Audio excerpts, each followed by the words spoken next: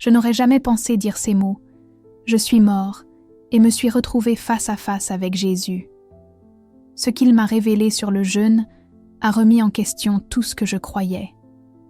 Pendant des années, j'ai considéré le jeûne comme une simple pratique spirituelle, quelque chose que l'on fait quand on a besoin d'aide ou d'une percée. Mais pendant ces moments en dehors de mon corps, Jésus a dévoilé un pouvoir caché derrière le jeûne que je n'avais jamais exploité. Si vous pensez que le jeûne est optionnel, s'il vous plaît, écoutez mon histoire de ce qui s'est passé lorsque j'ai franchi le pas. Je m'appelle Sarah Greenwood et je suis pasteur de 40 ans originaire de Dallas, Texas. Pendant la majeure partie de ma vie, j'ai servi dans le ministère. J'ai prêché l'Évangile, dirigé la louange, enseigné l'importance de la prière et travaillé sans relâche pour faire grandir notre communauté ecclésiale. Selon la plupart des critères, j'étais réussi. Pourtant, sous tout cela, un vide persistant pesait sur mon esprit. J'ai cru en la prière aussi longtemps que je me souvienne. J'ai étudié les Écritures chaque jour. J'ai vu des miracles, des guérisons, des délivrances, des provisions surnaturelles. Mais même après avoir été témoin de ces merveilles, j'avais l'impression de n'effleurer que la surface de la puissance de Dieu. J'avais ce sentiment inébranlable qu'il y avait plus. Plus de sa présence, plus de sa gloire, plus de profondeur que je n'avais jamais expérimentée. Une pratique spirituelle que j'ai souvent encouragée, mais à laquelle je ne me suis jamais pleinement engagée, était le jeûne. Je connaissais les exemples bibliques, Jésus jeûnant dans le désert, Moïse jeûnant sur le mont Sinaï, le jeûne de Daniel qui a conduit à une visitation angélique. Mais pour moi, le jeûne n'était qu'une chose que je faisais quand j'avais besoin de réponses ou de clarté. Cela ressemblait plus à un sacrifice personnel pour persuader Dieu, pas à un chemin pour approfondir mon intimité avec lui. Je jeûnais pour des choses, pas nécessairement pour lui. Un soir, alors que je priais dans mon bureau, j'ai ressenti une soudaine et puissante pression dans mon cœur. Rapidement. Au début, je l'ai écarté. Mon emploi du temps était chargé d'obligations, de sermons, de séances de conseil, de responsabilités familiales. Comment pourrais-je intégrer un jeûne prolongé en ce moment ? Le lendemain matin, cependant, le sentiment s'est intensifié. C'était comme si le Saint-Esprit murmurait directement à mon âme. « Jeûne, Sarah, cherche-moi plus profondément. J'ai lutté avec cela. Seigneur, pourquoi suis-je censé jeûner exactement ? » La seule réponse que j'ai ressentie était un appel à la confiance.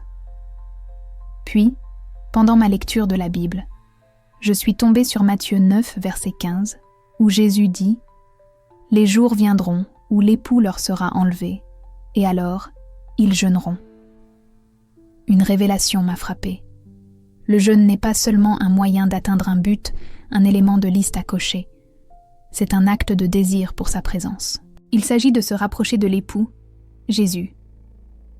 C'était le coup de pouce dont j'avais besoin. Avec le cœur tremblant, j'ai décidé de faire quelque chose que je n'avais jamais fait auparavant. Me lancer dans un jeûne de 40 jours uniquement à l'eau. La peur a essayé de s'immiscer.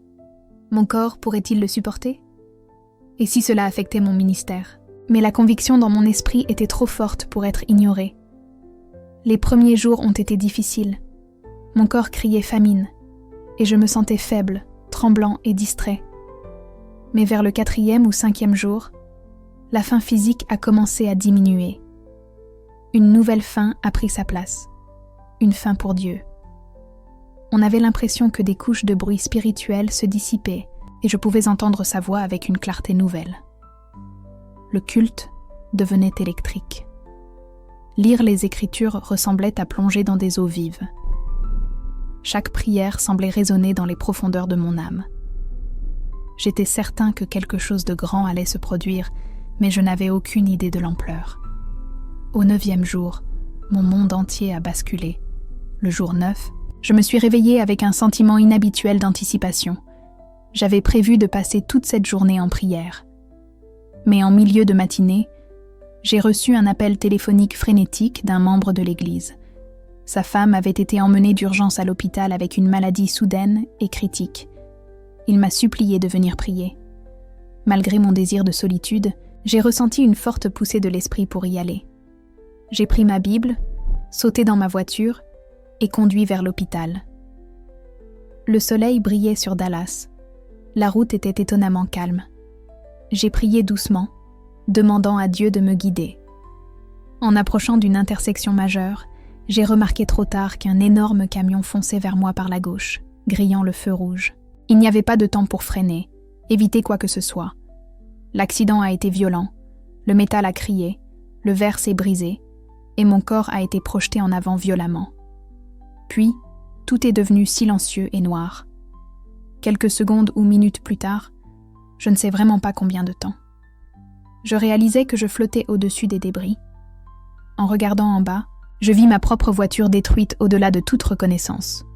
Le chauffeur du camion se tenait à proximité, frénétique, téléphone à la main. Des passants s'étaient rassemblés, criant à l'aide.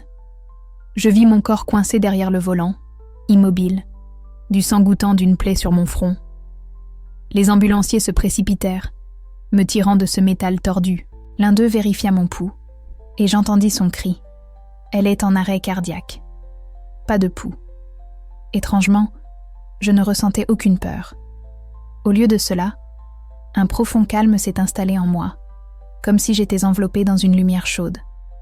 Je pouvais percevoir ce que les gens pensaient, panique, choc, culpabilité. Et puis, le monde autour de moi a commencé à s'estomper, comme si quelqu'un baissait les lumières sur toute la scène. Une force puissante m'a élevée plus haut. J'ai vu un tunnel de lumière brillante s'étendant, scintillant de couleurs au-delà de tout arc-en-ciel terrestre. Chacune d'elles portait une beauté divine, et je ressentais une paix indescriptible. Pas de douleur, pas d'inquiétude, juste une totale soumission.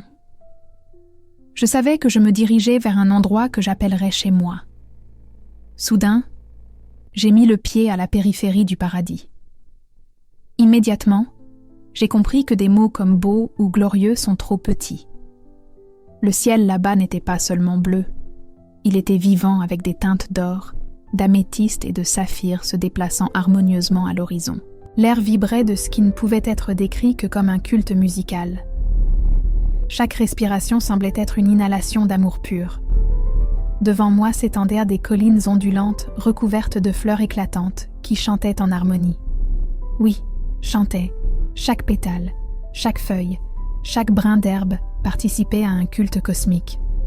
Il y avait aussi des gens, vêtus de vêtements de lumière radieuse, se déplaçant gracieusement, certains à genoux, d'autres conversant, et quelques-uns se tenaient près d'une majestueuse salle du trône au loin.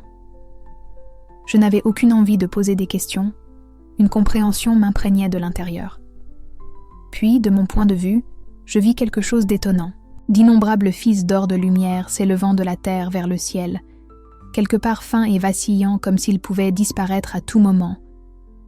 D'autres étaient épais, pulsant avec une énergie presque électrique. Je savais juste qu'ils avaient une signification profonde. À cet instant, j'ai entendu une voix que j'ai reconnue instinctivement, une voix remplie de puissance et de douceur à la fois. Avant de continuer, juste une demande. Abonne-toi à notre chaîne. Ça nous aide beaucoup à continuer. Sarah, je t'ai amenée ici pour te montrer le pouvoir du jeûne en ces derniers jours. C'était Jésus. Je me suis retournée, et là il se tenait, radieux au-delà des mots, ses yeux débordant de sagesse éternelle et d'amour illimité. Mes genoux ont cédé, et je suis tombée à ses pieds.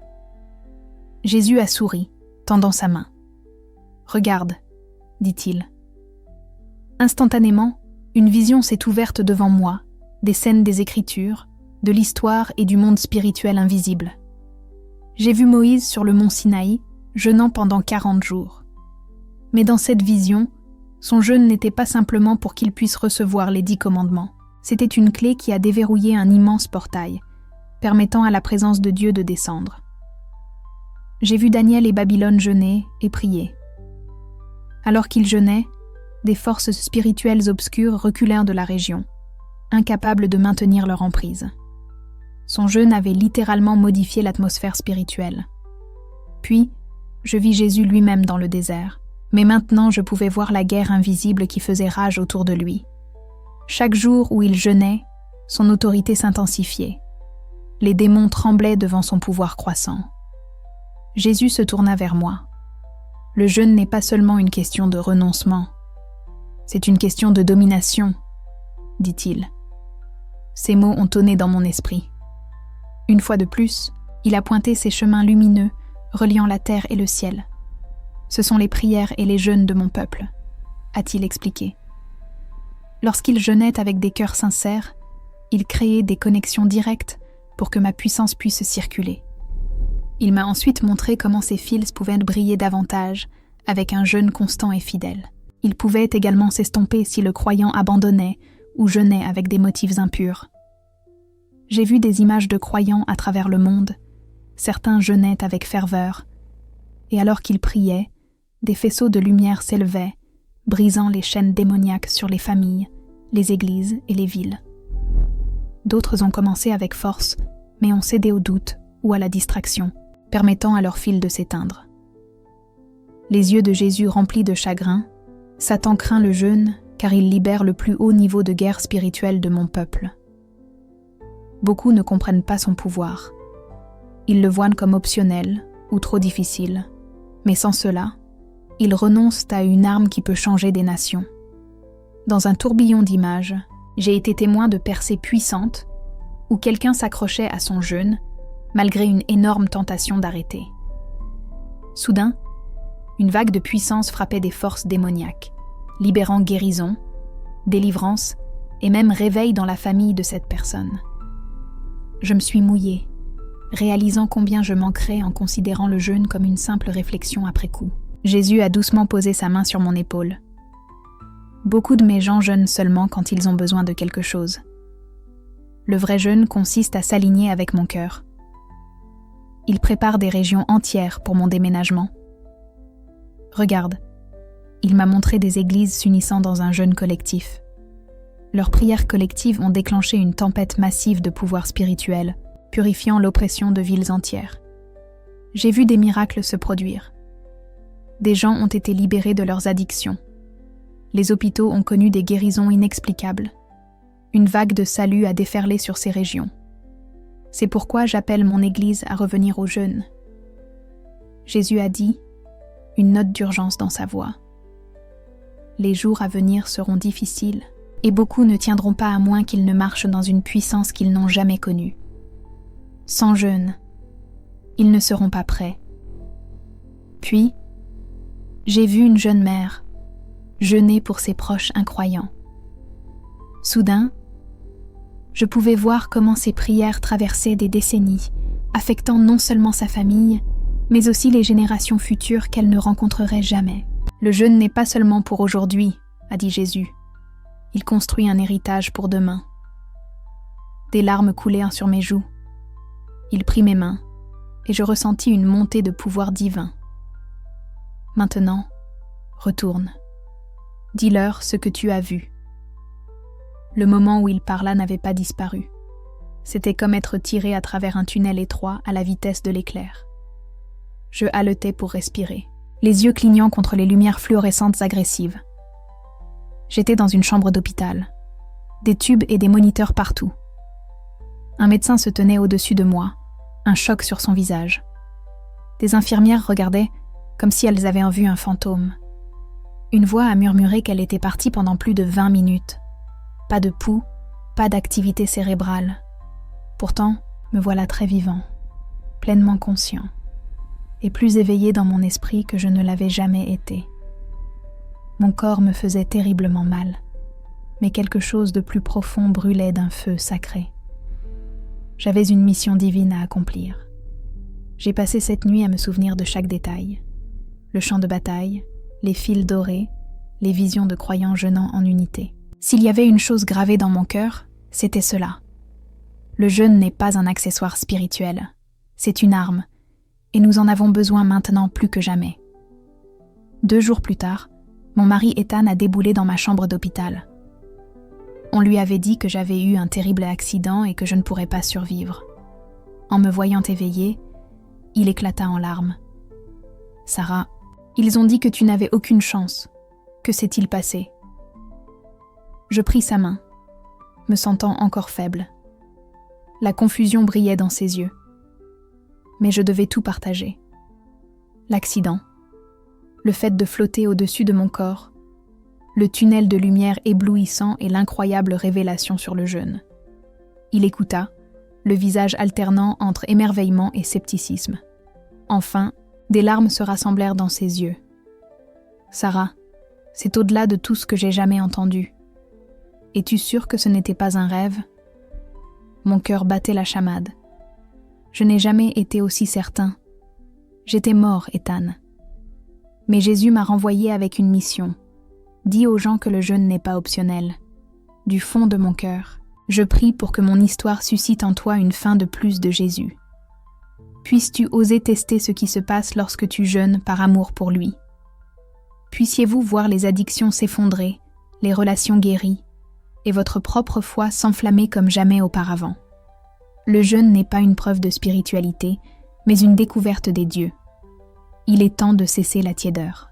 Les percées que vous cherchez se trouvent peut-être dans votre abandon. Je suis mort et revenu pour vous le dire. Le ciel est réel, Jésus est vivant, et le jeûne est essentiel maintenant. Que ces mots vous mènent à une quête plus profonde de celui qui a tout donné pour vous. Il y a tant de choses disponibles si nous acceptons son invitation.